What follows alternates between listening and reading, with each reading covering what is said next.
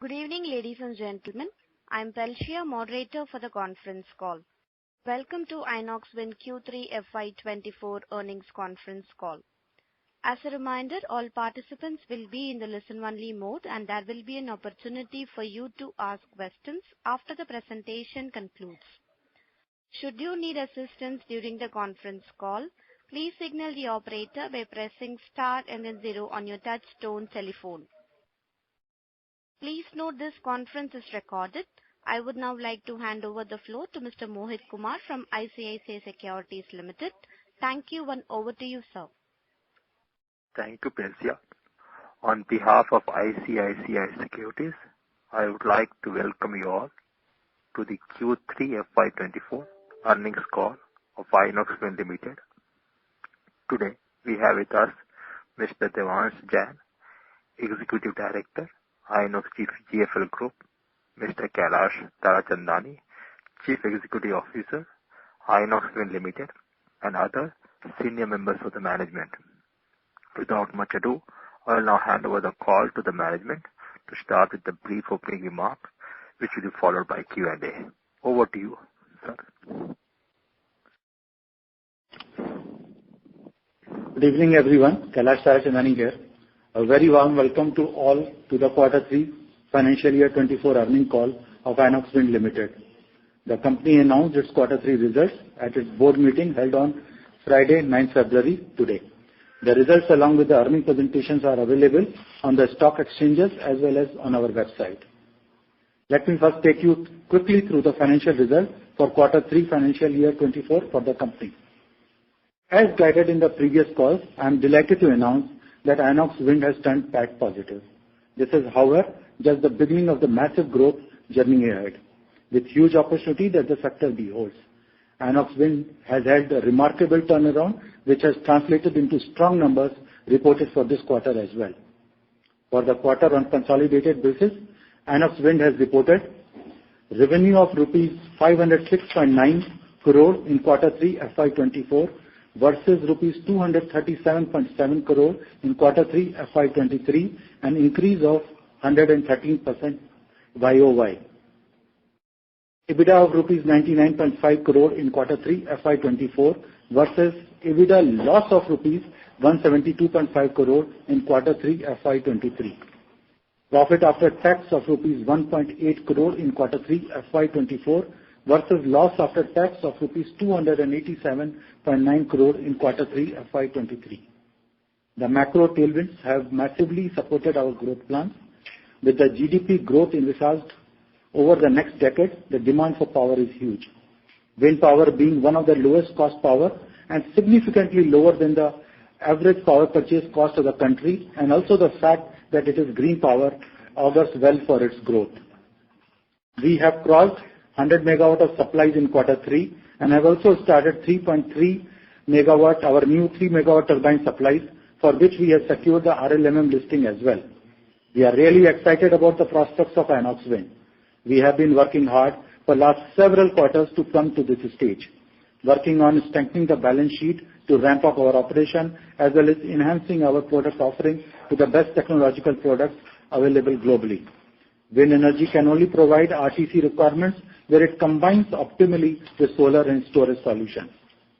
This has led to numerous order wins over the last month, including a large 279 megawatt order from a large C&I player, another 50 megawatt order from Navratna CPSU, which is NLC India, as well as the recent mega order win of 1500 megawatt, single largest order from CESC. The CESC order, as I said, is the single largest wind order ever awarded to any OEM in the country, with order intake of approximately 1850 megawatt in the recent months, taking our total order book to approximately 2.6 gigawatt. Provides strong revenue growth visibility, and we believe we should deliver more than gigawatt scale annual execution much earlier to what we anticipated. Our efforts have also yielded result in our vendors' confidence and backed us with supplies to be able to ramp up our production. Our customers across PSUs, IPPs, C&I, and the retail have also shown confidence and interested us, giving us large orders. Our debt levels have also come down drastically, and operations are being geared up to position as well for 2 gigawatt of annual execution.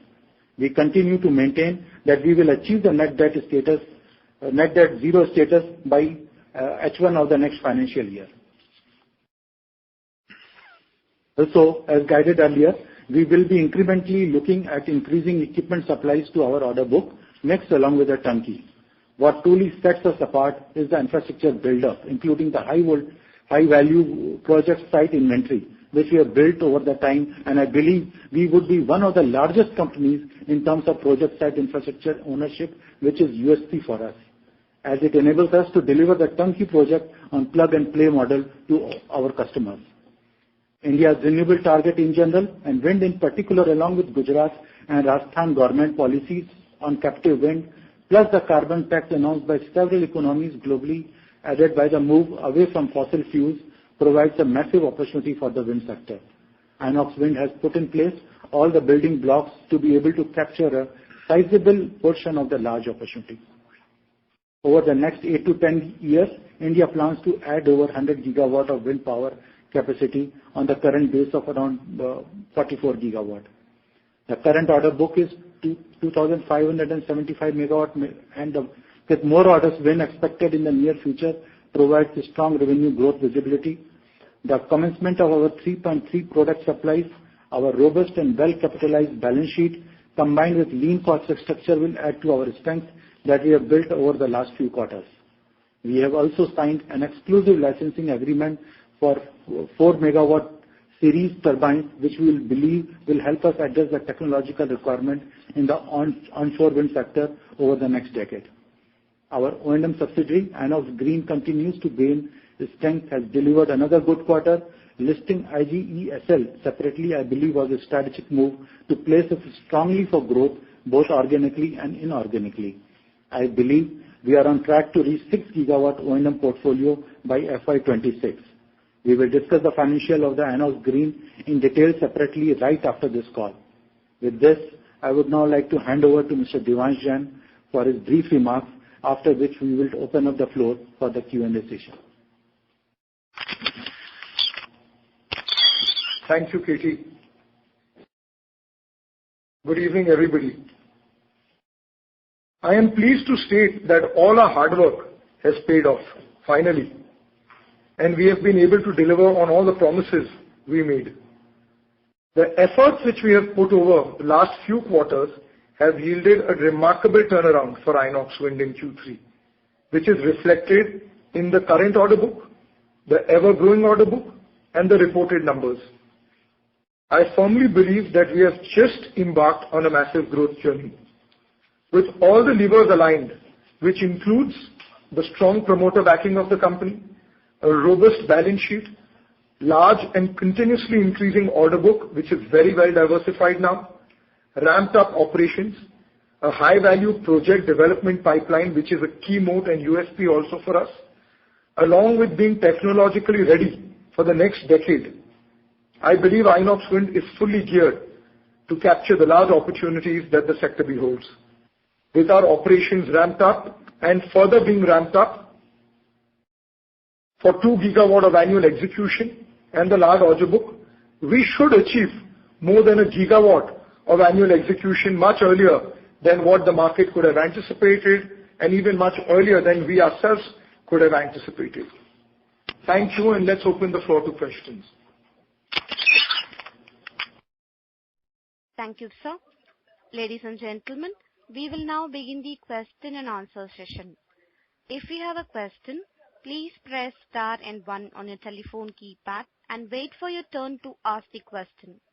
If you would like to withdraw your request, you may do so by pressing star and 1 again.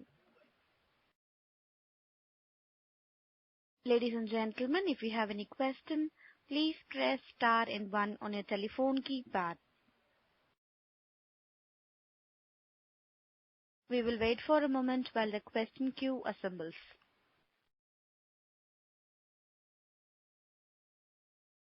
First question comes from Rahul Kotari from Group Equities. Please go ahead. Yeah. Hi, Mr. Devanshi. First of all, hearty congratulations to your team for achieving amazing result. and standing on your guidance. Also, congrats for the winning of such a large order of 1,500 megawatt. Again, that's a commendable thing. Sir, we'd like to understand more on can you help regarding the guidance? Have we revised or can you provide some guidance for FY25 execution front?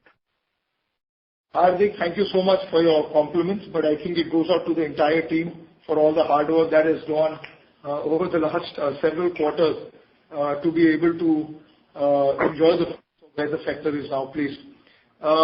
Look, I think we guided for certain numbers which were targeting 500 or 600 megawatt. While I would not want to put out an official number at this point in time, all that we can say is that we will be looking at significantly increasing execution from that perspective. The company is gearing up for a gigawatt of annual execution. As you can see, our order book is now, excluding LOIs, north of 2,500 megawatts.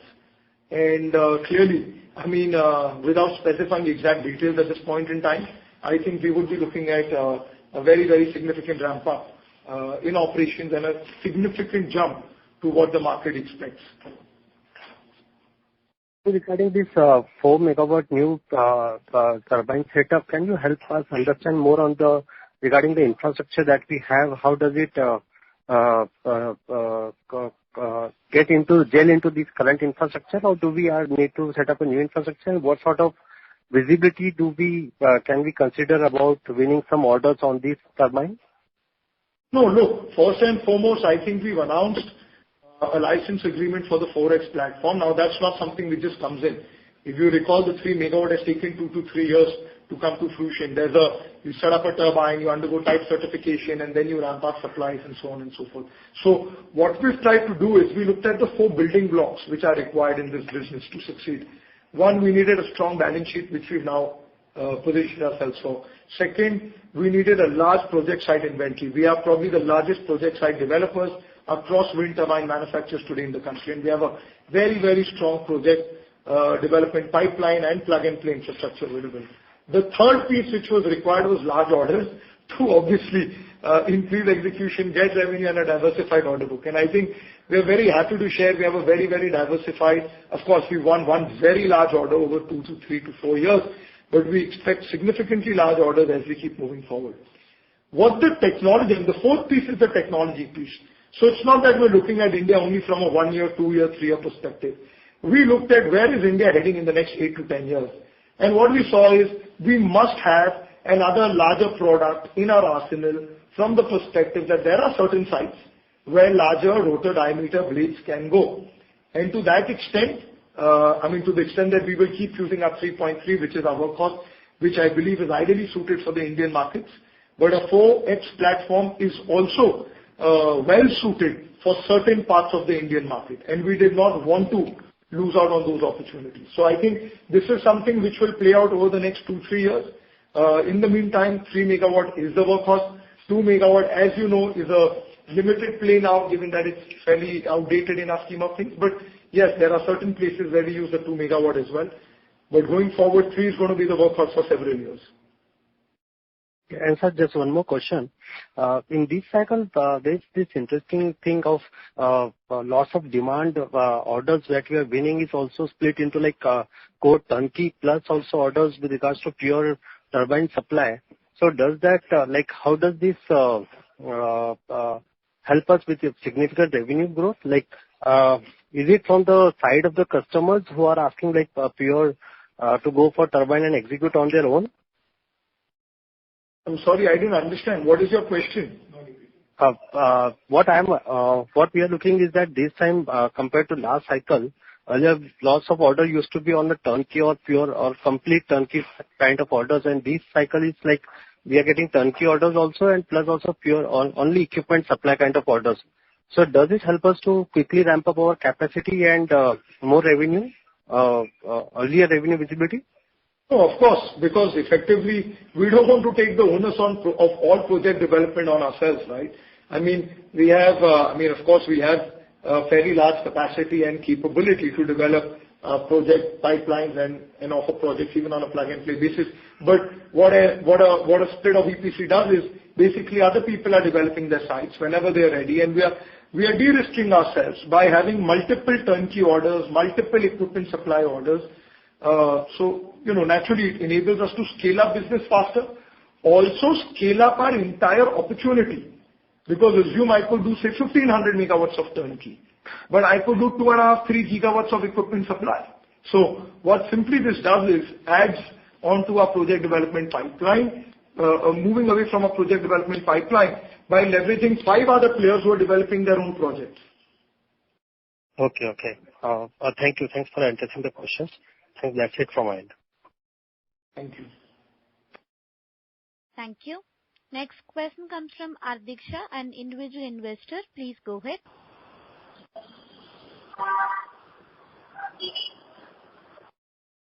I repeat, question comes from Ardiksha, an individual investor. Please go ahead, sir.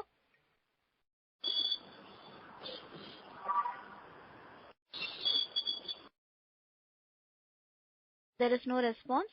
Ladies and gentlemen, if you have any question, please press star and 1 on your telephone keypad. Next question comes from Preet Nagashet from Wealth Finfisher. Please go ahead. Yes, hi. Thank you. So first of all, a big commendation to the management for delivering such numbers and such business. I would love to understand the revenue recognition workflow that this business follows. If someone could share some light on that. Sure. Manish, could you take them through our revenue recognition policy? Sure.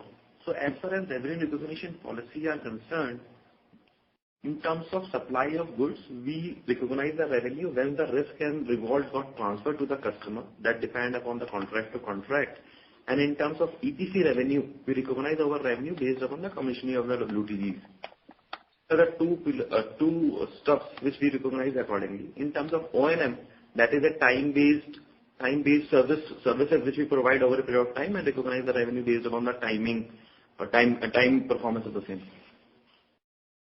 So just to get this right, so an equipment supply, the timing for recognizing the revenue is when the equipment is supplied and the delivery is completed. Is that what you just meant? Yes, that's right. Okay. And in terms of EPC, it is on commissioning. So could it be that, say, if the evacuation takes time or if there are challenges in commissioning, the revenue recognition will get back-ended? Contract to contract. For example, in a limited scope EPC, if over scope of work doesn't include commissioning, so we recognize the revenue on when the EPC work got completed. Only wherein the commissioning is in our scope, we recognize the revenue based on commissioning of the WTGs. Understood. Okay. The other question I had is regarding the bid pipeline. So you mentioned 2,600 megawatt of orders, excluding the LOIs. What about the pipeline that is building up? Could you shed some light on that? Look, I think there's almost 15 gigawatts of tenders out there, which include hybrid, wind, FDRE, fixed dispatch, renewable energy tenders, which need to be awarded out. This is besides the fact that multiple PSUs are taking out fairly large size tenders. I mean, as we speak, there is an NTPC tender out there. There is an SJVNL tender out there. And given that we've created a very, very large order book, of course, there are significant orders in advanced stages of discussion. Keeping in mind some of our targets, which we are now enhancing, given that we are looking at a far larger volume of supplies and execution as we move forward, we are bidding and participating in most of these tenders. I see. So, Devansh, should we anticipate a different kind of guidance in terms of what you will end up doing for FY25-26 than what has been communicated in the past? Look, without specifying exact numbers, all I'm saying is whatever has been communicated in the past for FY25 and 26, we will be significantly higher than that. We will elaborate more on this at an opportune time. All I can say at this point in time is we would be looking at significantly larger numbers. Right. One other comment, if you can give me, is on many of these tenders are getting undersubscribed, or there are delays, or there are land delays. I mean, that's the nature of this business. So how do you see that impacting both your current bid pipeline as well as the ability to execute some of these numbers that we are talking about? Look, I think there was nothing new about that. That was very visible to us in the past 12 to 15 months. We've seen the pain in the sector for the past 5 years. So, frankly speaking, it was pretty clear that you need to have a split of turnkey and equipment supply. It is foolish for someone to say that we will do only equipment supply and then blame people that I am not ready, you are not ready, blah, blah, blah, blah, blah. What we have done smartly is we have used a significant chunk of our project pipeline, which we continue to replenish and build on. And we are also smartly taking equipment supply orders, number one. Number two, we are also taking equipment supply orders from people who we believe are capable of executing. Okay. Now, obviously, there can be delays and there can be challenges when you develop infrastructure. But there is also a quality which needs to be looked at. If you notice, we are not taking in orders from start of the mill, IPPs, and so on and so forth, so-called C&I players who talk of equipment supply because they don't have the wherewithal and the pedigree to do it. Okay. And we are completely hedged because we have the turnkey ability. We today are the largest turnkey wind turbine company in the country. And we are now adding on to equipment supply with genuine and relevant parties. So there is no point taking orders for the sake of taking orders from people who are not capable of executing them and then blaming them. Wonderful. Super. Thank you so much for that and wishing you guys all the very best. Thank you. Thank you. Next question comes from Dhaval Doshi from Diamond Asia. Please go ahead. Hey, hi. Congratulations, team, on the good set of numbers and a strong order book. Just wanted to clarify one thing, Devansh. You mentioned 15 gigawatt of bid pipeline. This is in addition to the PSU orders, or this includes the PSU orders? No, this is in addition to the PSU orders. These are various. So PSUs are guys who take out tenders. So for example, we won 3 NTPC tenders. We won an NLC tender. Similarly, there are tenders in the public domain by SJVNL and NTPC, where we only, where we either only supply turbines or in certain tenders we do turnkey projects. Right? That's where Inoxwind submits tenders. And then there is another 15 gigawatt of pipeline out there, which is hybrid, wind, FDRE, etc., where say people like Adani, Tata, CESC, etc. participate. Okay. So, and what would be the current PSU pipeline in addition to this 15 gigawatt that you mentioned? Look, I can only say in the public domain right now we have a 1000 megawatt NTPC tender. There's a 300 megawatt SJVNL tender. This is in the public domain.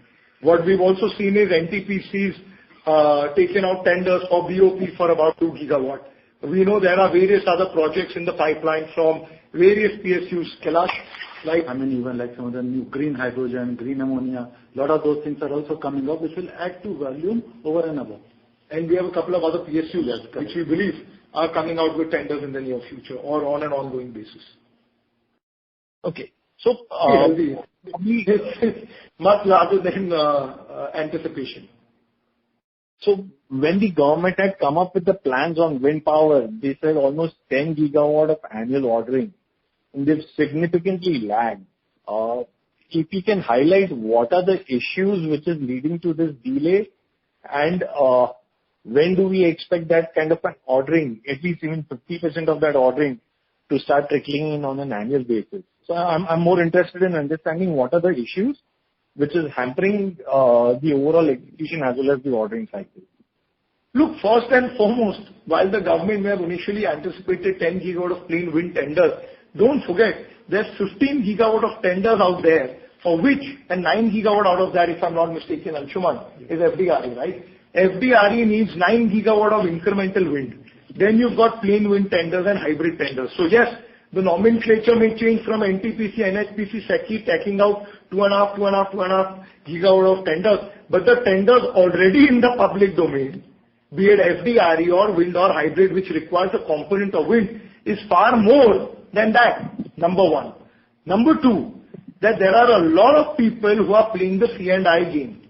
For example, CESC will require captive. For example, the large IPP with whom we've signed 280 megawatts, we've done multiple projects with them, repeat customer, they do C&I. they get better returns. They anticipate that they would rather play on the exchanges or sell to retail, industrial, XYZ customers. So there is enough demand coming in, but you've got different categories. You've got the C&I, and for that you don't need any tendering. And the third piece is, to some extent you're seeing that when the government is taking on these tenders, they are kind of, a lot of people already have so many tenders, or so much C&I demand which they need to fulfill. How much more will they take? Let's put it like this. This is almost ballpark, right? There's 15 gigawatts out there. Let's say another 4-5 gigawatts is in the pipeline. Let's say 7-8 gigawatts has been awarded over the past 12 months. That's almost 27-28 gigawatt in the past, say, 12 to 18 months. You need to have people who can supply also. Don't forget, majority of the sector has gone bust. And even from an execution pipeline perspective, there are probably only 2 at best, or 3, not even 3, I would say 2 players who do turnkey. So everyone doesn't have the ability to do project development or project infrastructure. You will gradually have people coming in, or they'll take much longer than experts. And I think to that extent, I think everyone's plate is full at this point in time. So one of the issues, Devansh, which I understand, is the implementation or the execution of the project. So there are a few competitors of yours who are more interested in just giving the turbines, and they're not interested in executing it. Given we have that edge, how does it benefit in terms of more orders or more market share? And second question is, if I'm not mistaken, our annual execution capacity is 1 gigawatt. Given the kind of order book that we have and the pipeline which is there, at what point in time will you foresee us expanding our capacity? Okay, I'll take your second question first, Dhaval. First and foremost, our manufacturing capacity is 2.5 gigawatts. It's not 1 gigawatt. Kailash mentioned in his opening remarks that we are gearing ourselves to be a 2 gigawatt supplier to the Indian market. We are geared to be a gigawatt supplier to the Indian market. Okay, these are the 3 most important points which Kailash mentioned in his opening remarks. Secondly, our capacity is north of 2.5 gigawatts, as I explained to you. So we don't need to expand capacity till we get closer to those numbers. And if we do, we'll expand, because within the existing capacities, we can put up another shed and ramp it up. At the end of the day, we've spent about 100 million, 800 crores to build a 2.5 gigawatt manufacturing capacity. So, we've not spent 4, 5, 6,000 crores like some of our competitors. At 1/5, 1/6, 1/7 the cost, we can expand these capacities.